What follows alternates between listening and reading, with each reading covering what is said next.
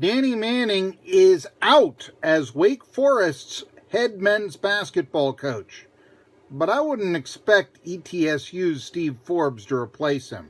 Hi everybody, I'm Marky Bilson. Now I've said for a long time that I think Steve Forbes is probably going to be the ETSU head coach for life. And the reason why is despite his success, he is now 55 years old. And this gets a little long in the tooth to hire a college basketball coach at a major conference. The other thing about Forbes is that he makes $650,000 a year. Well, that's a drop in the bucket to Wake Forest, but to most schools, it isn't. So he's not going to go from one mid-major to another. But regardless, Danny Manning, the former Kansas star, he had a huge buyout from Wake Forest, but still, the Demon Deacons athletic director, John Curry, decided to pay it off.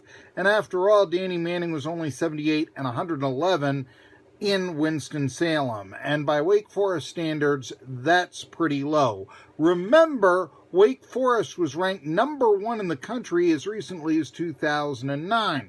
So regardless, what you've got to look at right now is the potential coaching hires. And it seems like on everybody's short list, Steve Forbes, the ETSU coach, is one of the potential hires for Wake Forest. But let me quote Lee Corso here, not so fast. First of all, there's the age factor. Okay, it's a major rebuilding project right now at Wake. And 55 years old, that is considered to be a little long in the tooth by most Power 5 programs. But the big thing here is that you're looking at a school in Wake Forest which has had one junior college transfer since 2009. Now, let's make it a little bit longer. Since 1995. That is correct. There has only been one JUCO to come to Wake Forest since 1995. And it happened in 2009. It really was not a player of note, as a matter of fact. His name was Connor Tucker. Didn't put up big stats, anything like that. So that's it. Meanwhile, Steve Forbes used to coach junior college basketball. He's all about the JUCOs with 5 players from junior colleges on ETSU's roster.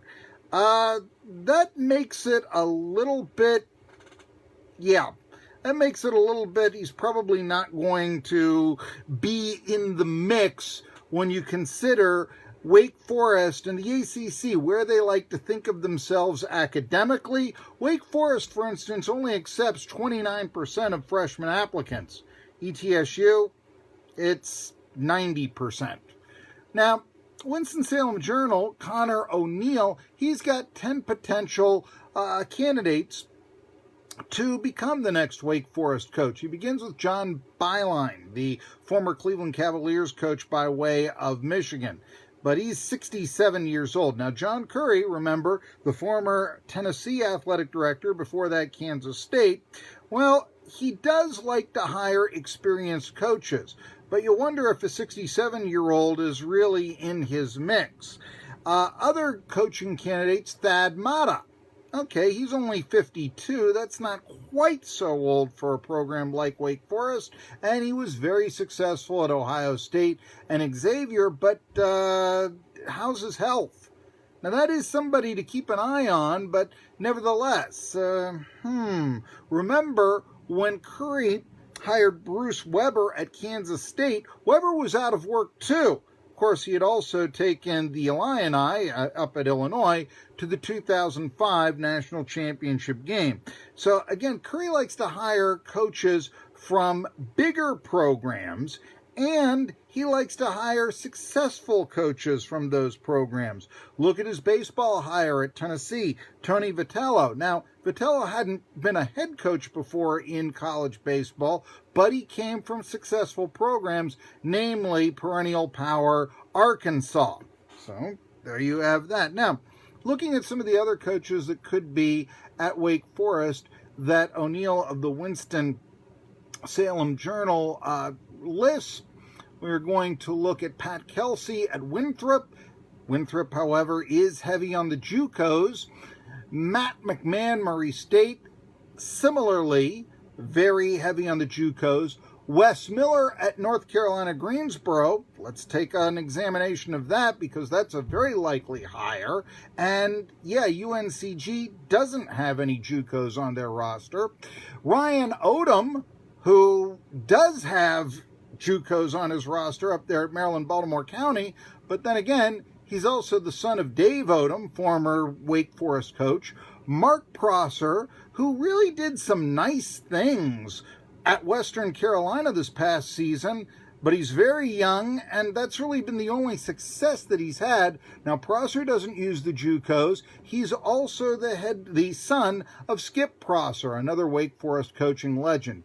And also Bob Ritchie down there at Furman.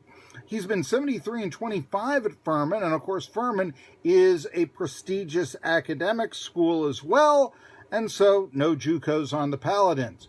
Also, O'Neill lists one long shot candidate, but I've seen him listed on some other boards as well. Russell Turner. Years ago, he was a Wake Forest assistant. Last 10 years, he's been at UC Irvine. He's won over 200 games. That's a long shot coming from the West Coast, I suppose, but he does have some Wake Forest ties, and he doesn't have any JUCOs on his roster. That's something to consider. Of course, Steve Forbes is also there as well.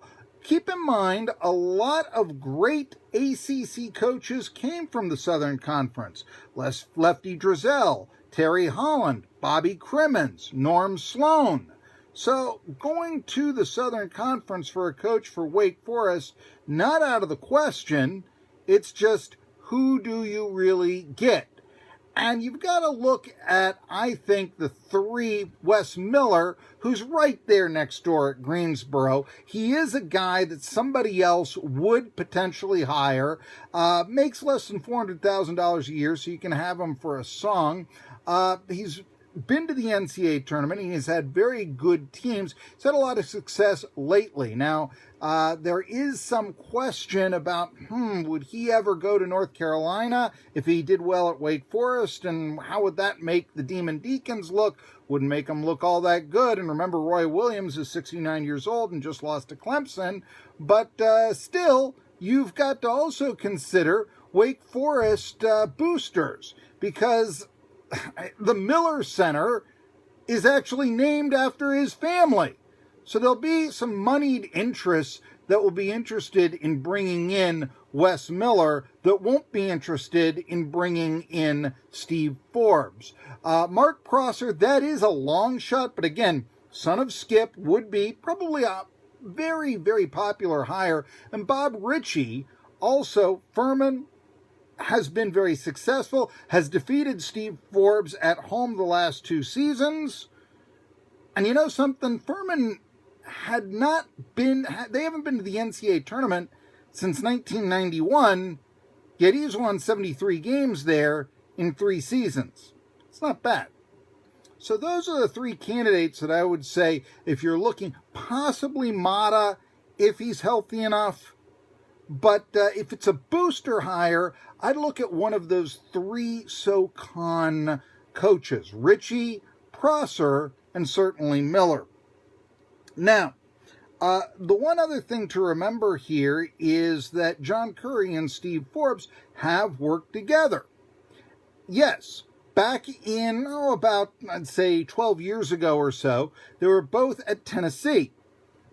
Forbes was an assistant to Bruce Pearl, and Curry was cutting his teeth in the athletic department at Tennessee to eventually take the Kansas State job and then the Tennessee job, which didn't last very long for him before he went to Wake Forest.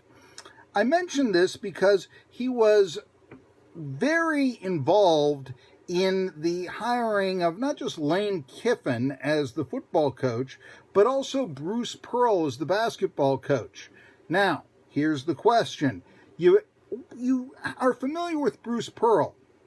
Do you want anything to do with him after his show cause history, after how he left Tennessee, fearing that, sooner or later the sword of Damocles is going to fall on a program that hires Bruce Pearl? So, if that's the way you feel, are you really going to hire the JUCO recruiting Steve Forbes, who used to be one of his right-hand men, to be the replacement for Manning?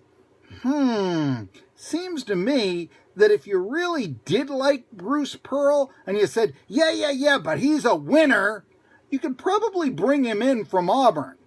Hey, he's always going to be number 2 behind a football coach at Auburn. At Wake Forest, assuming he wins, he'll always be number 1. Steve Forbes to Wake Forest?